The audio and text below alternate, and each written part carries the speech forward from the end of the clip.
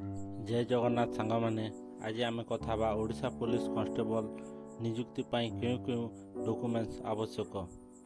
जदि आपण पाखरे यही डॉक्यूमेंट्स गुड़ाक नाही तेबे आपण यही नियुक्ति प्रक्रिया बाद पड़ी पारंती।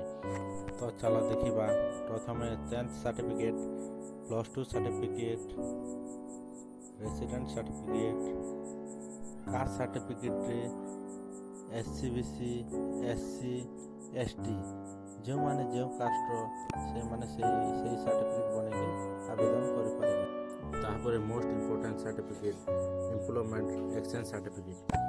वैकेंसी बाहर पूर्वर यही सर्टिफिकेट बने नुहतु नहेले आपण एप्लाई करि पारबे नाही ओडिशा पुलिस। तापर ऑप्शनल अतिरिक्त मार्क पाए ड्राइविंग लाइसेंस जदि अच्छी एलएमवी की हेवी लाइसेंस तार मार्क पाई पारबे। एनसीसी बी किंबा सी सर्टिफिकेट अच्छी ताहले भी मार्क अतिरिक्त मार्क पाई पारबे किंबा स्पोर्ट्स सर्टिफिकेट थिले